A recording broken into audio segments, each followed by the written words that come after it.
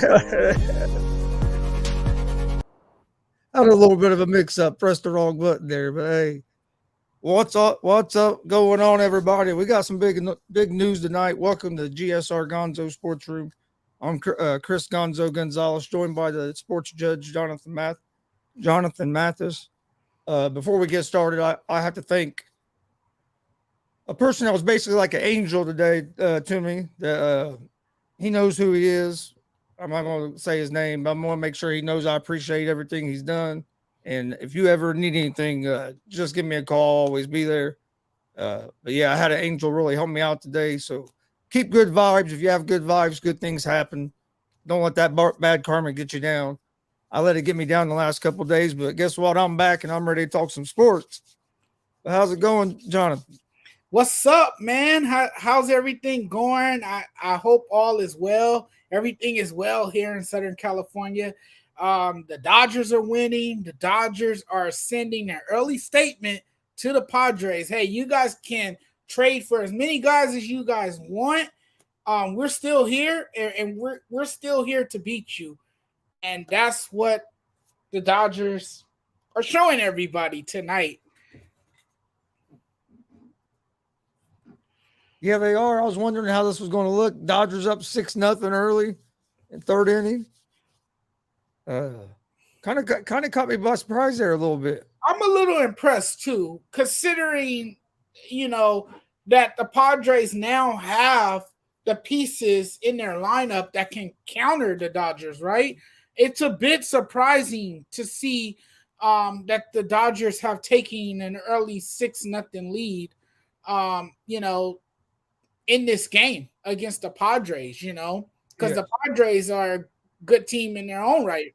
They just got a generational hitter in Juan Soto in that massive trade, a trade that everyone is calling the biggest trade in baseball history. I mean, that's what I've been hearing for the last couple of days now. Then you have Brandon Drury, your guy who was in Cincinnati, and you also have Josh Bell. Let's not forget how well Josh Bell has been playing this season. He's been quietly having an amazing year. He has a better OPS than Juan Soto, if I'm not mistaken, doesn't he? Or he has a better batting average. But no, dude, Drury hit a grand slam his first at bat for the Padres. He did. And let's keep then Nate had a 2-home run game. Yeah. Let's keep our fingers crossed that doesn't happen tonight, though. But what's up, Eddie Rage? Thanks for joining us. What's up, Eddie? We also have the stat guy. We also have Dustin joining us. That's awesome. And Dustin said the Padres are planning for next year, not this year. I don't know.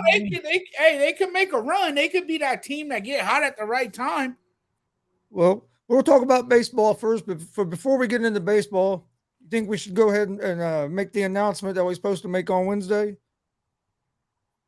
Let's do it. All right.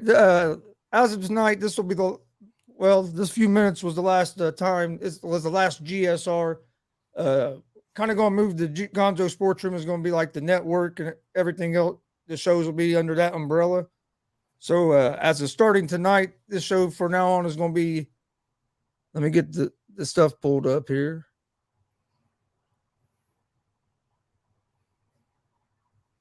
Take that one off. It's going to be Gonzo and the Judge Sports Talk. Be live Monday, Wednesday, and Friday, 11 p.m. Eastern. So as of tonight, this is the Gonzo and Judge Sports Talk Show presented by G.S.R. Gonzo Sportsroom. And you can find us on Facebook and YouTube at Gonzo Sportsroom and on YouTube at the Sports Judge.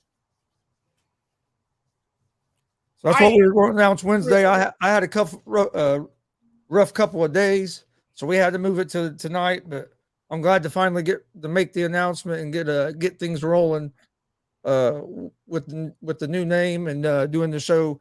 I mean, we basically been doing a show about doing it for like the last 3 weeks. So, I mean, a whole lot's not changing other than now we're live on your channel. And we made this a nice little logo. So I'm excited for it. I'm very excited. I'm pumped up. I'm thrilled and honored to be working with someone like Chris. Chris has welcomed me on board. Chris has, given me an invitation to come on his show. And it's been a blast. It's been a blast to come on here and talk sports. Not only talk with him, but talk with the viewers as well.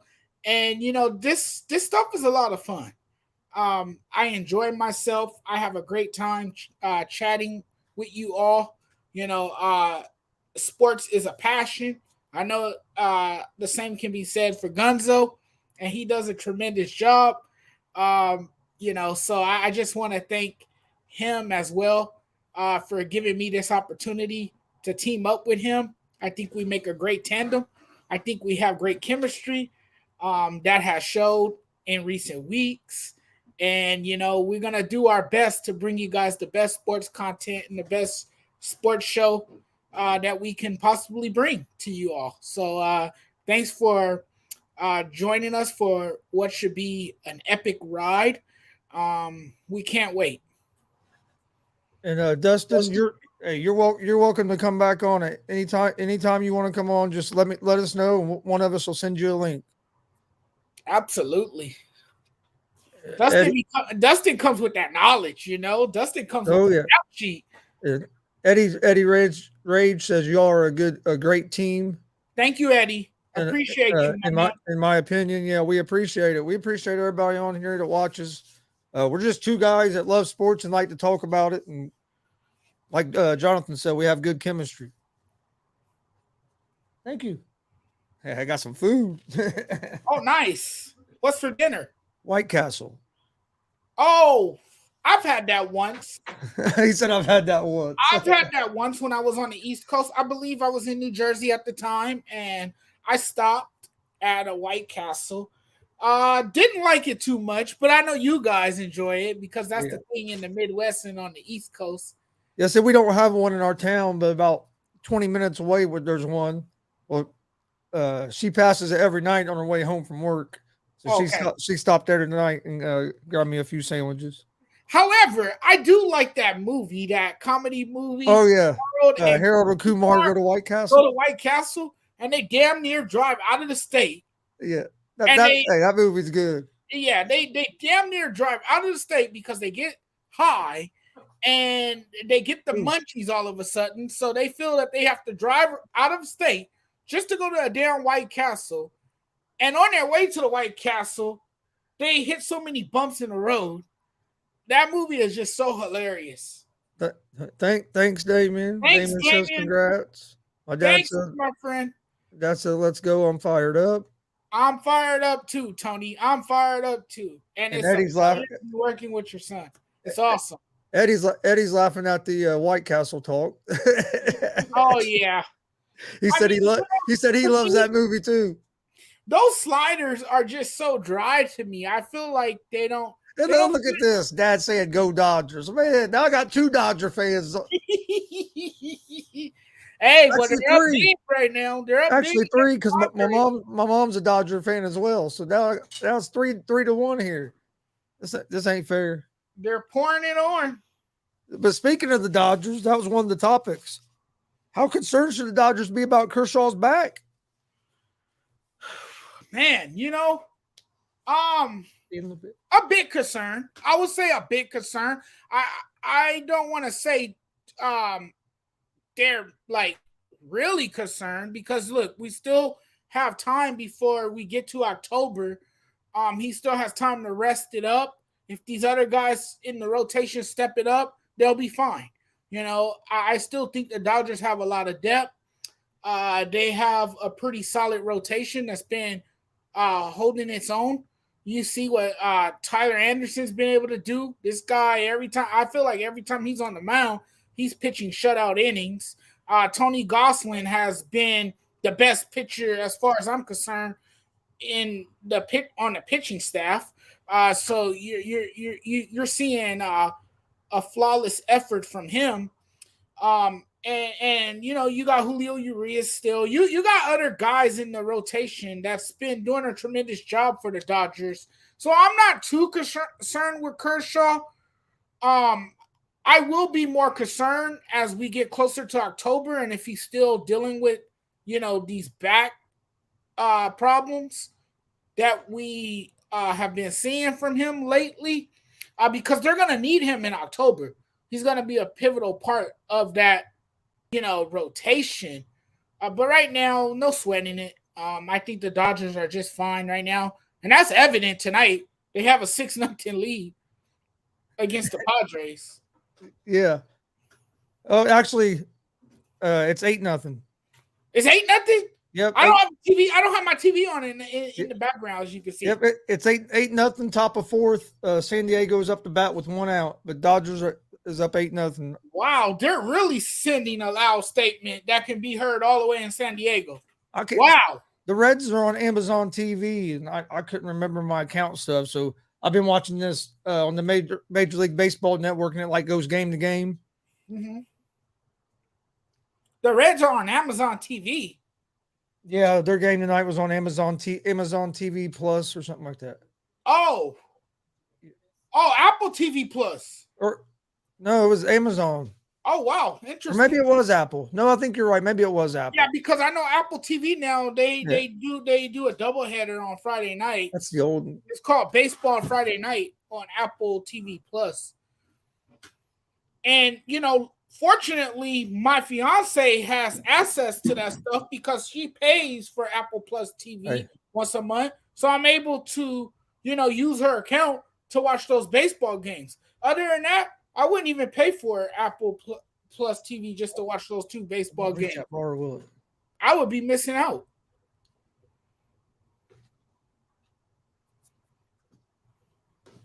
Sorry, go ahead. No, I was saying I wouldn't pay for Apple TV Plus if it wasn't for my fiance. I use her account because she has access to all that stuff. She pays for all these apps. That's how ours was, and she's at. Yeah, but she was at work, so I couldn't get into the account. So I've been watching this until it could go game to game. I would harass my fiance at work. I would literally text her asking for the password and for the login so I can get in and watch the baseball game. Thank you. That's the least she could do is give me the password and the login so I won't be missing those games. I watched the Phillies and the Nationals early, and the Phillies, man, they were hitting home runs left and right. Damien said, "Who else slept last night during the Hall of Fame game?" Honestly, I didn't watch any of the Hall of Fame game last night. I'm not going to lie. Honestly, I'm not going to lie. I didn't even watch the first quarter. I didn't watch the second quarter. I didn't watch the third quarter. I didn't watch the fourth quarter. I guess you could say I didn't watch the game at all. And Dad, you're 100% correct. He's the man. Jared's the man for 1,000 different reasons.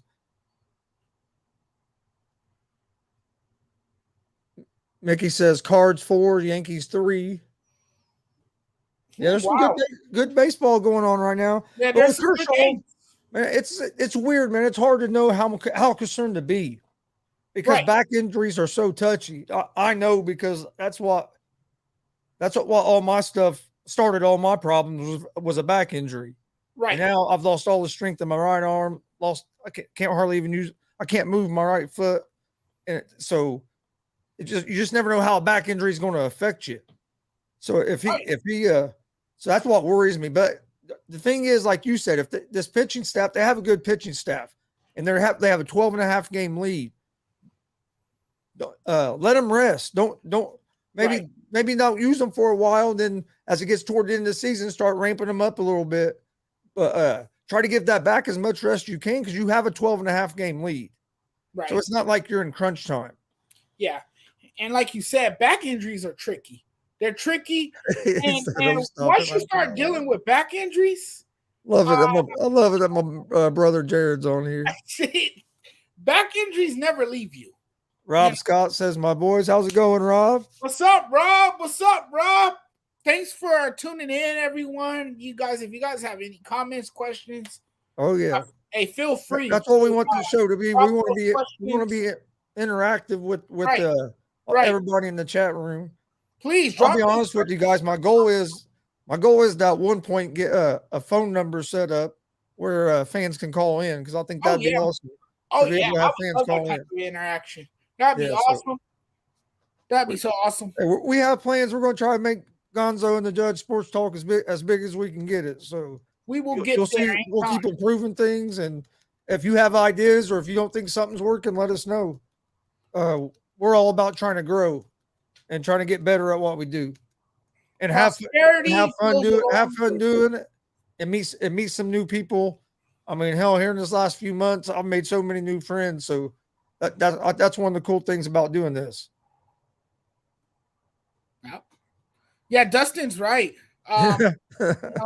That's what I was just saying moments ago. Back injuries are tricky, and I mean, it's hard to get rid of a back injury. I feel like once you suffer from back injuries, it stays with you for the rest of your career.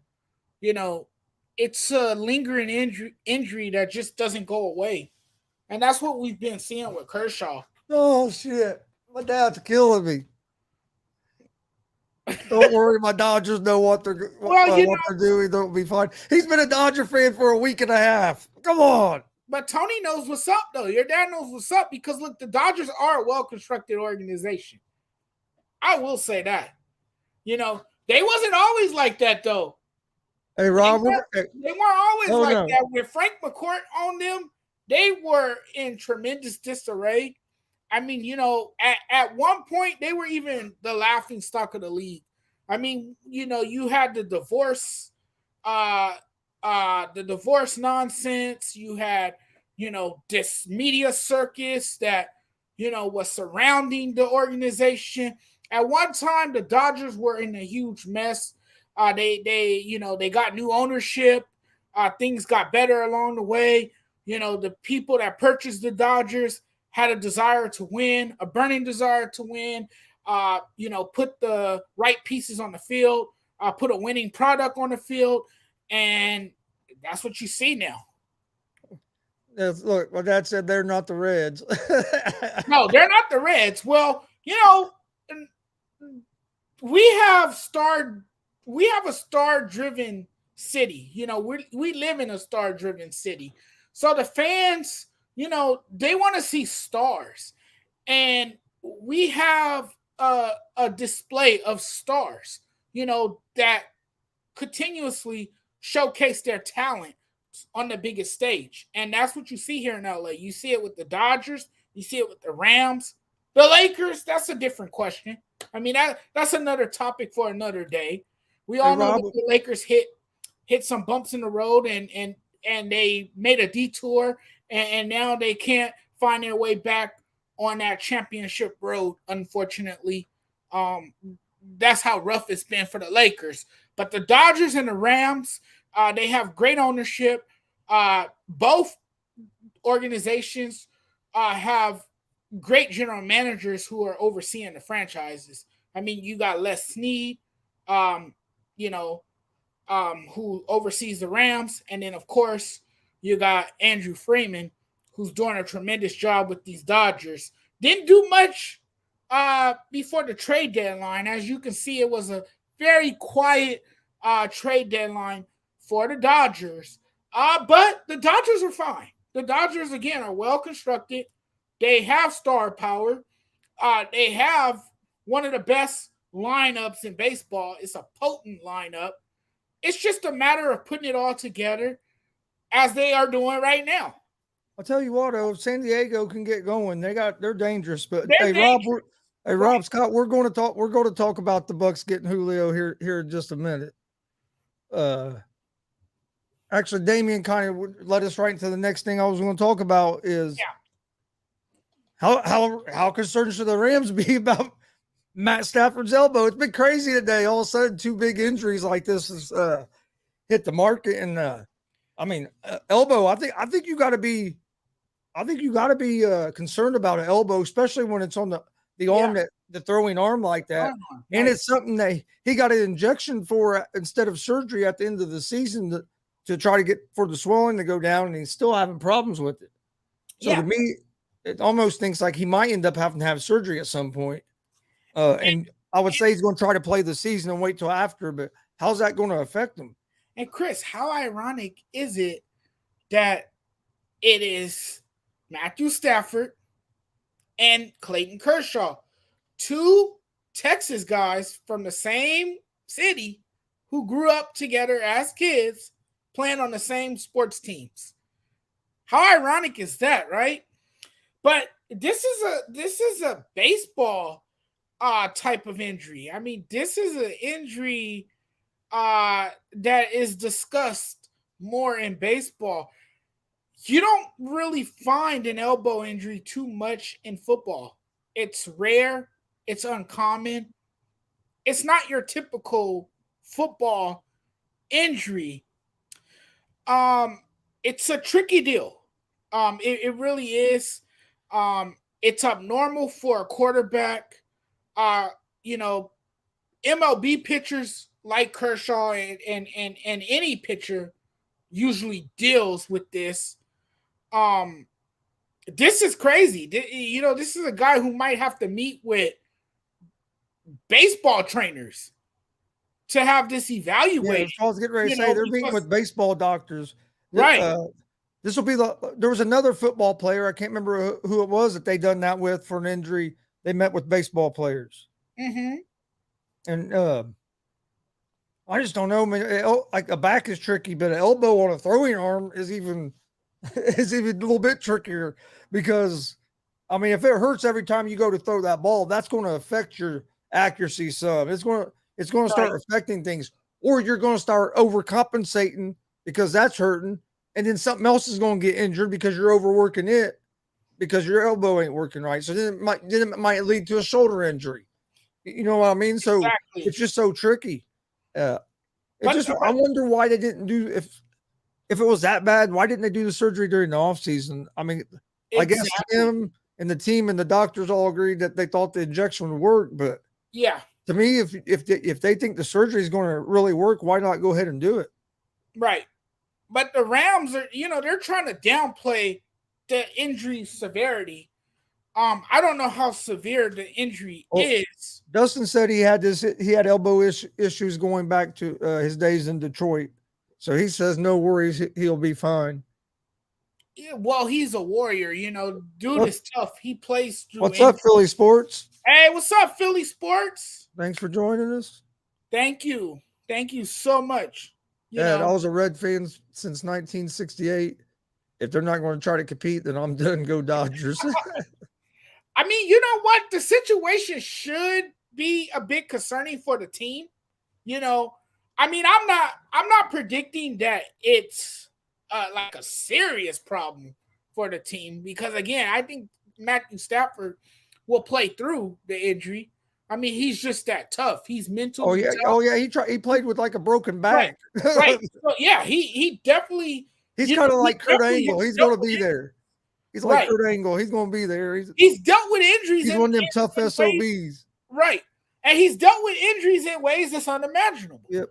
Like you said in Detroit, this is a guy who took a beating all the time because he didn't have the best offensive line in front of him. So he would take a beating constantly. But, he probably should have had the surgery instead of this inflammatory injection. Inflammatory, Which is basically something like fucking ibuprofen or something that they're exactly. It's to alleviate the pain. But instead of, relying on the shot constantly, why not just have the surgery and try to come back, stronger for the regular season? I mean, he didn't throw in OTAs or mini camp, so that's a concern right there. It's obviously bothering him if he didn't throw in OTAs and or if he didn't throw in mini camps. There's obviously some pain, in the elbow as to why he's not throwing, and he won't be participating in team drills, so I mean, his elbow doesn't seem like it's strong. But I mean, there's a chance that the pain can linger into the 2022 season, which could be a problem for the Rams. Oh yeah, it could be. And Robert Scott brought up a good point The other question is, how will Robert Woods perform after his injury? Yeah. And will the Rams offense be affected negatively with the loss of OBJ? That's a good question. That is a good question. What you think about that? Yeah, I mean, Well, you lose a pair of dynamic weapons. Well, I think Robert Woods is going to be coming back from his injury. But so how will he perform? And then the Rams did lose OBJ. Right. I don't know. I don't know what only time will tell if Robert Woods is going to be strong coming back. We'll I think they need to. If he isn't strong coming back, I think they're really going to miss not having OBJ. But if he's strong, and if Allen Robinson can play well, he had some good years in Chicago, even though he didn't have great. He didn't have a quarterback that could throw the ball. Woods is in Tennessee now. Yeah, Dustin's right. Woods is in Tennessee because they added Robinson. Woods went to Tennessee. Right. With the Titans. Went to What's more important for the Titans is that Derrick Henry stays healthy. And that's who I thought we were talking about, the Titans. Yeah. Because one was the Titans and one. Yeah. Woods is not in LA. No, I had it backwards. One was the Titans and the other one was OBJ leaving the Rams. Yeah, he got traded. Yeah. Robert Woods got traded. I think the Rams will be all right, really, without OBJ if Robinson plays up to his potential. OBJ was big there in the Super Bowl, but they're probably gonna miss him some. But I think Robert Woods being hurt for Tennessee is even or his performance is going to be even better, more important because they lost AJ Brown. They need Derrick Henry to stay healthy, but they need Robert Woods to have a strong year since they lost AJ Brown, and then they're also dependent on a rookie receiver. So they're going to need Robert Woods possibly to even try to be a leader at some point. We're talking about two teams that are run-heavy offenses, right? We're talking about two teams that have to establish the run in order to be effective, both the Rams and the Tennessee Titans.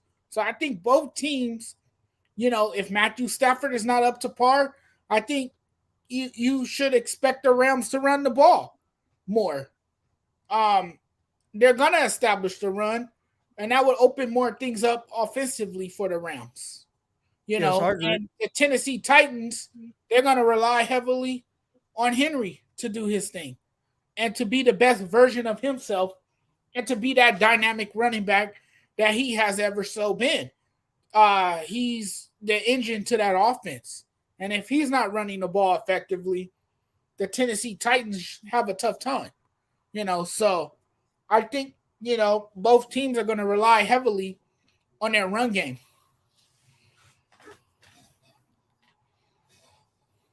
The bigger question for the Rams is how Stafford plays now that O'Connell and Hill went to Minnesota. And that's a good point. That's a good point.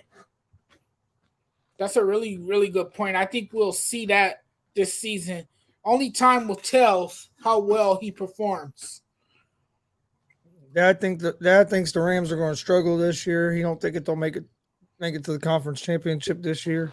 It's going to be interesting to see.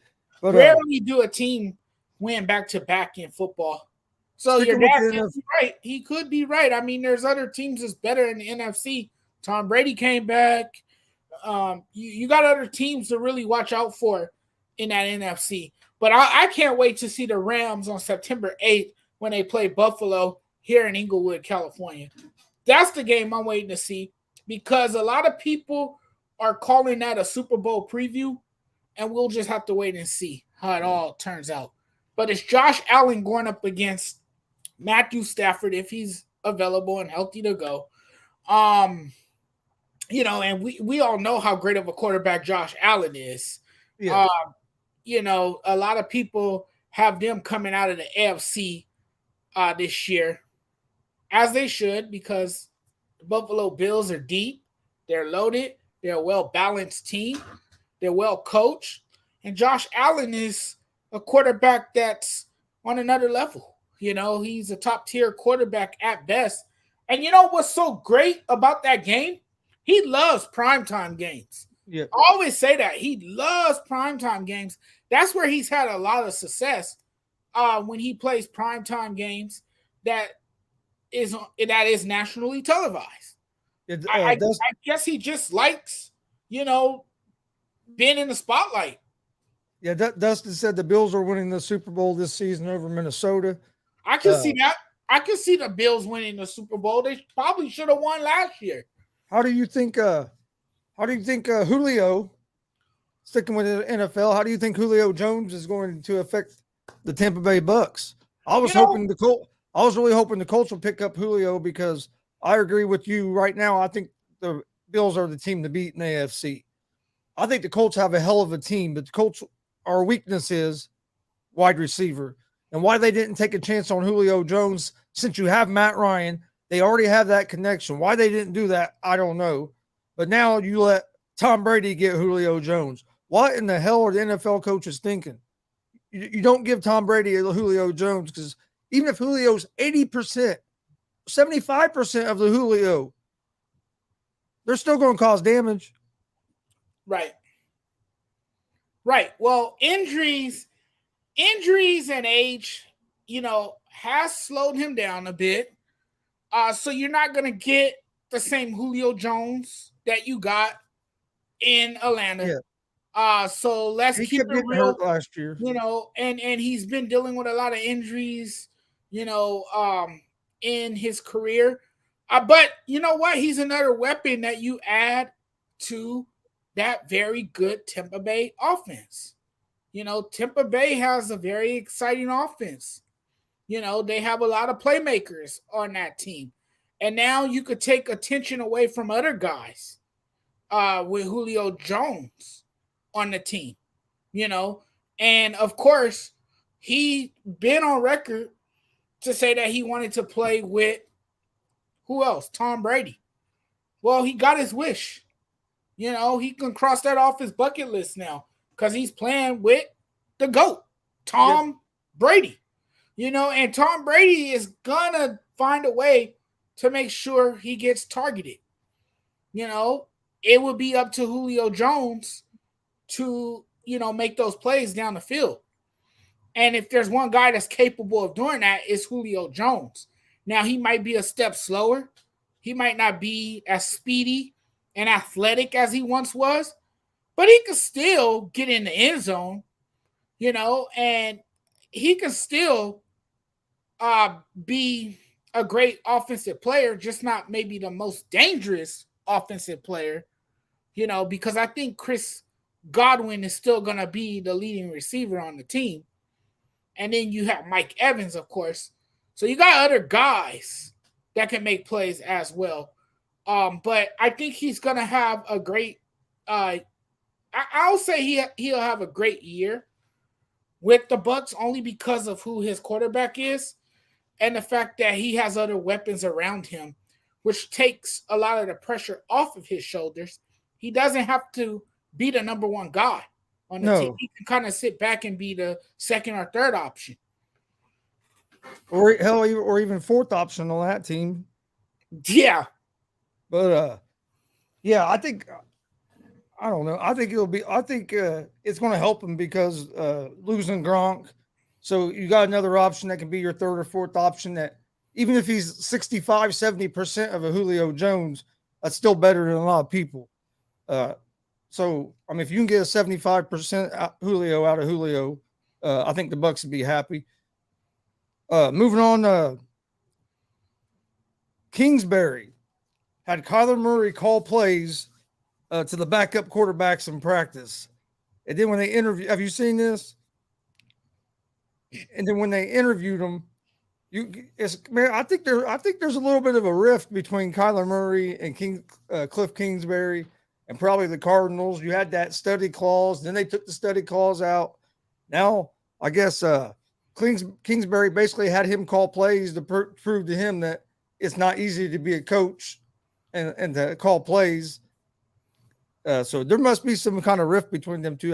Have you seen the reports or anything about this? I haven't seen any reports, but I wouldn't be surprised if there's a rift between the two because look, I hear all the time that Kyler Murray's not easy to get along with. that he's not the easiest person to work with. What's up, so, Coach Dante? Thanks for joining us. What's up, Coach? So, I mean, I wouldn't be surprised, you know, but if there's one guy that might be on his way out, it's definitely Cliff Kingsbury, because, you know, they're gonna stay with Kyler Murray. He's definitely the future of that franchise. It's definitely not Cliff Kingsbury. I think he's still leaving. I think he's still leaving at some point and going and playing baseball. You really think he's going to leave the NFL to go play baseball? Eventually, yes, I do. Or he's going to try to do both. One of the two. He wants to see. He's going to try to do. There's something inside of him. There's something inside of him where he wants to see Jackson thing. I think there's something inside of him where he wants to see how good he could be in Major League Baseball as a baseball player as well. I think he still has that itch to play some baseball. I really do. I'd always told my son since he got drafted that he wasn't going to sign a second contract. He was going to play his contract out and go play baseball. Well, he ended up signing the deal, so I was wrong there. But I still do think there's a chance that he could go play baseball at some point. Now, I do think if the Athletics would be in a better position right now, that he might have not signed that contract and went and played baseball because Oakland has his rights. Mm-hmm. But they're a dumpster fire right now. But if Oakland would have had a better team, I think they might have had a chance to talk him into coming and playing. But right now, they're just a dumpster fire. It wouldn't make no sense. Right. Right. And I guess there's obviously some differences between the two. You know, I don't know. Yeah, there is. But, yeah, he had him call plays to the backup quarterback. And I guess Murray was like still talking to the quarterback as the play was going on. He wouldn't get it in. He wanted him to experience get it in quick. Right. Yeah, he couldn't get it in quick enough and stuff. So it was like, hey, see, this ain't it's not easy being a coach as you think. And so I think there's something going on there. And then, like you said, they had the study clause, and they dropped the study clause. It's been Arizona's just seemed like they're not they're just not too buttoned up right now. They're a little loose. They need to tighten up a few screws over there. Yeah, they definitely do, because it's important that both Kingsbury and Murray get on the same page before the season starts. Because you know they are facing a critical season together next season. You know, so I mean it's a lot of pressure on both of them to deliver. You know, and a lot of people are really going to have their eyes on them, you know, after that disappointing playoff performance. Oh, no, I agree. Yeah. You know, because that left a bad taste in their mouth. So they better get their acts together. So whatever's going on between those two, they better reconcile their differences right now and put their egos behind them and just realize that it's about the team. You know, it's about the team. There's no I in team. Yeah. Understand that you guys have to be, you know, you guys have to be on the same page in order for it to work, you know. So if there's some type of disconnect there, they have time to fix it before the regular season starts. No, I agree. But yeah, they need to get together, or Kingsbury's going to be gone, and then Kingsbury's going to be gone. And then if Murray don't start playing, he's going to be gone after this big contract they just gave him. I honestly believe that Kingsbury is on his way out, and I think he's going to end up going back to college and coaching at some college program. I just think he's more coaching material. He got fired as a head coach in college. He did get fired, but I think he's going to end up. Took a offensive coordinator job at USC, and then like a day later, he's the Arizona Cardinals head coach. It's like, yeah, because he shook Sean McVay's hand at some point. What the fuck? Right. He used USC as a leverage. And then when he saw the opportunity to go to the NFL, but he got the opportunity in the NFL because he knew Sean McVay. That's the only reason he even got the opportunity. Yeah, because that was when they were hiring. That was when if you drank coffee with Sean McVay, you got an NFL coaching job. Yep. And then everyone was saying he was this innovative mind that can, change the way the quarterback position is played. And everyone thought that he would do so well in the NFL because he, helped groom Patrick Mahomes, and he helped develop a great quarterback who is now, he had Baker Mayfield on his He had Baker Mayfield on his staff as well. As well, right. So this guy, was known as an offensive guru who was good with working and developing quarterbacks. But how has it worked for him in Arizona? I mean, just because not very good innovative mind, or just because you have some experience and you have done a good job at developing quarterbacks, doesn't mean you can do that on the NFL level. At the NFL level. 100% right. And that's what we're seeing. I mean, Cliff Kingsbury is the perfect example of this. I just don't think he's NFL material.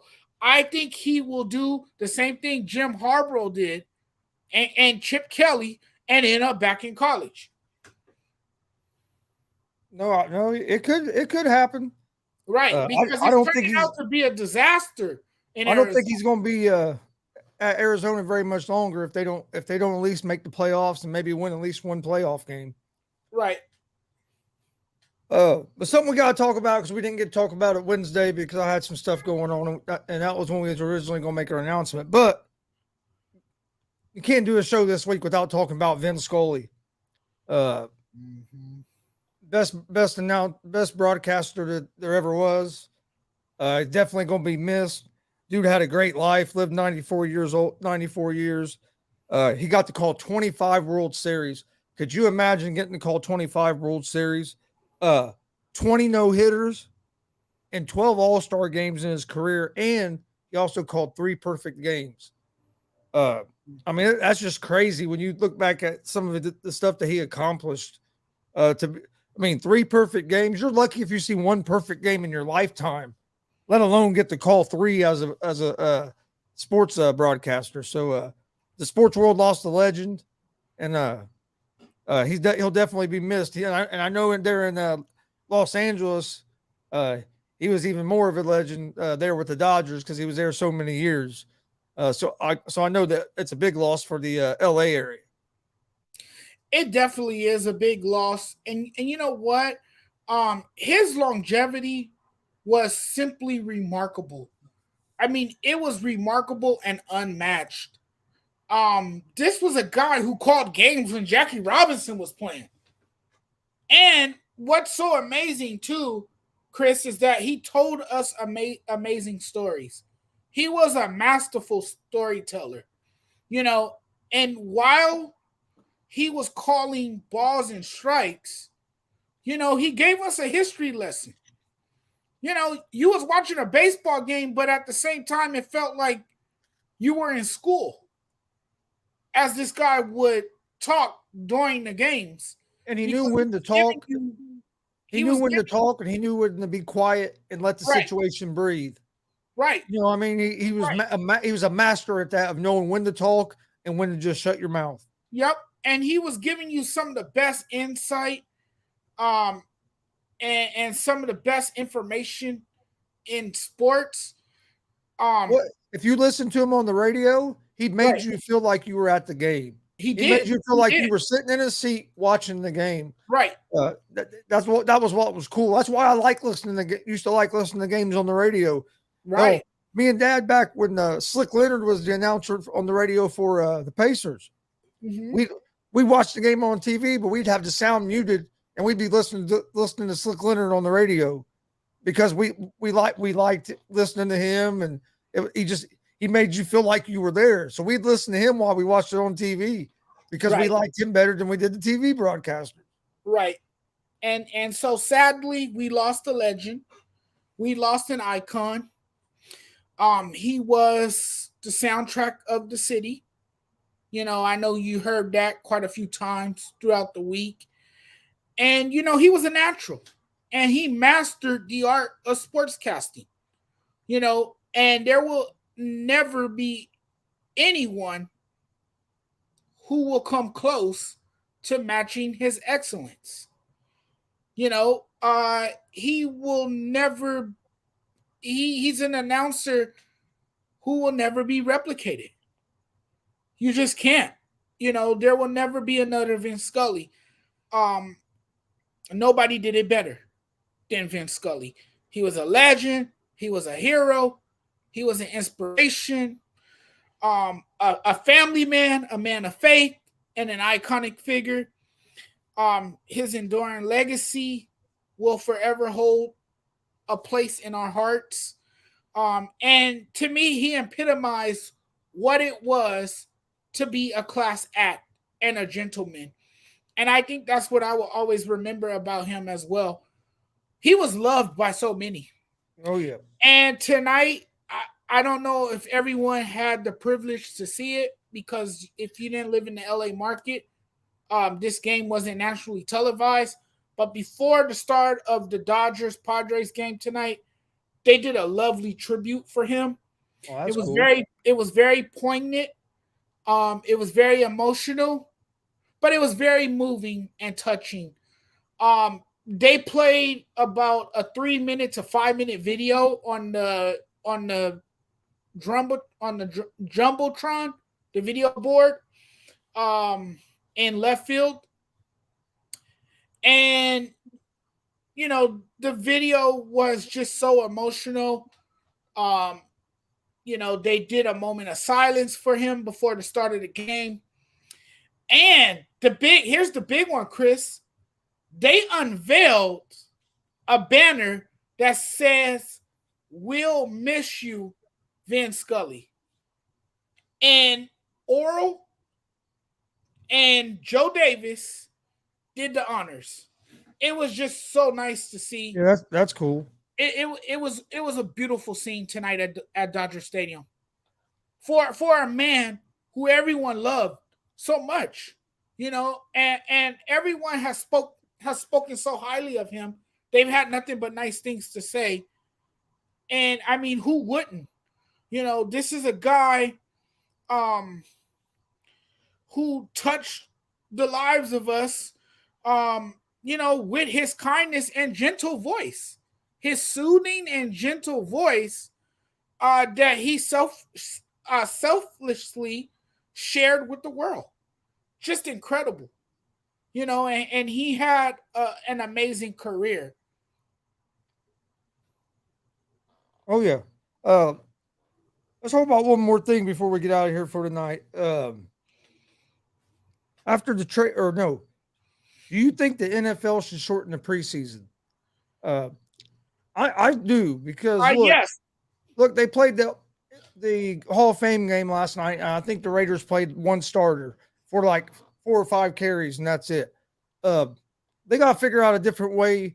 I know what the preseason's for. It's for them to see these young players in action so they can decide to fill out their rosters. But they got to figure out a better way, because, I mean, there's really no reason to televise these preseason games. I don't know anybody that watches really cares about the preseason. I mean, Right. I watched the Colts go 0-4 in the preseason all the time, and then go 15-1, 13-2, and stuff in the regular season. So why not shorten that? And they always say they care about the athlete. Well, we add games. Well, if we add a regular season game, why not shorten the preseason? Yeah, well, there's pros and cons to it. A lot of people think that the preseason should remain as it is, because players need to get into shape. They need to get a feel for the game.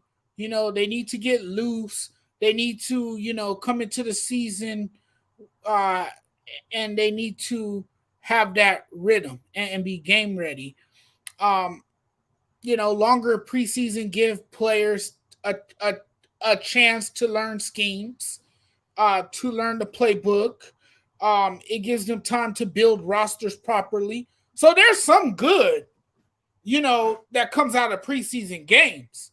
But at the same time, players are risking their bodies.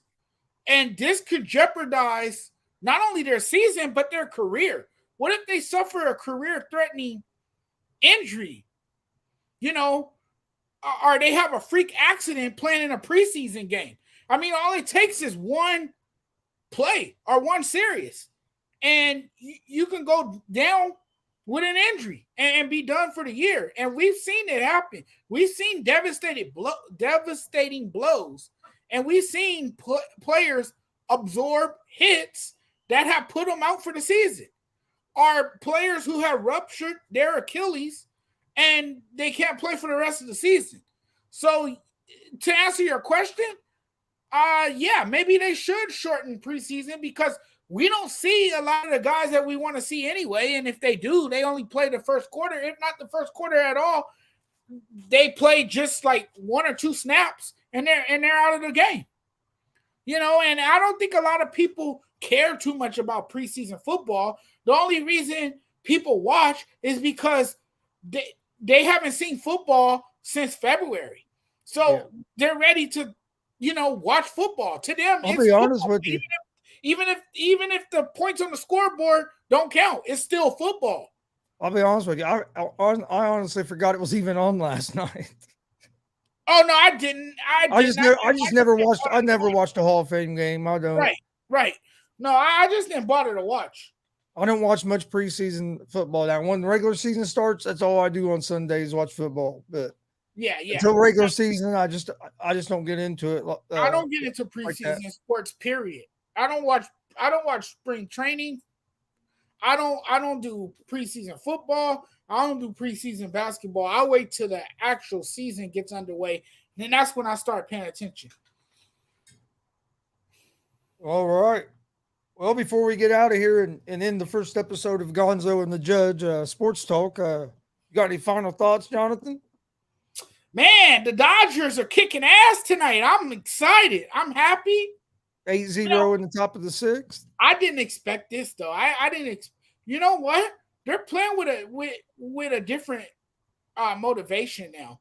You know, they're playing with a sense of urgency because they've heard all the talks in the media about how the Padres got better and the Padres are going to make a run and that too. But I think the loss of Vin Scully, it gives them more of a reason to play. You know, now they have more of a purpose. You know, and now they're determined to win it for him. So I think they're playing with heavy hearts. And, you know, tonight was a night that they honored him. They paid tribute to him. And after paying homage to him, you know, the Dodgers have a victory in their minds, you know. So, you know, I think that's why they're so fired up. Oh, hey, sometimes things like that can even bond a team closer together. And that's when you go on them magical runs. Right. So, exactly. And that's why I said what I said. I think this is their year. Eddie Rage said, great show, guys. Thank you, Eddie. Thank you, Eddie. He said, have a good weekend. You too. Hey, before we get out of here, don't forget tomorrow on the Gonzo Sportsroom channel, we'll be live streaming DCCW Pro Wrestling. It'll be live from the Soul Fest in Anderson, Indiana. You'll be able to watch all the matches. We do live commentary with it.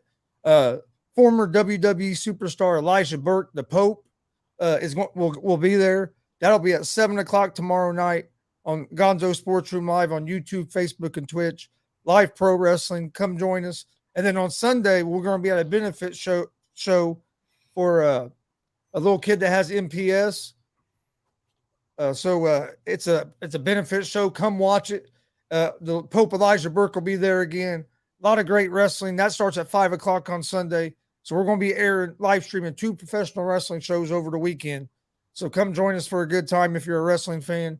Also, don't forget, come join us Monday night, 11 p.m. Eastern for Gonzo and the Judge Sports Talk. Also, by Monday, I should have it. We should have it in where we can put it in podcast form. So you guys will also be able to listen to Gonzo and the Judge Sports Talk on podcast. I'll try to get that done over the weekend, get it switched over. So we have that going. We're going to keep doing things that we think will help improve the show. Tell us the things you like. If you don't like something, let us know. But like I said, we're just 2 guys that love sports and then are having a good time talking about it. But hope to see everybody on Monday night at 11 p.m. Eastern for another episode of Gonzo and the Judge Sports Talk. Thanks for joining us. Everybody have a good weekend. And we will see you Monday night. See you Monday.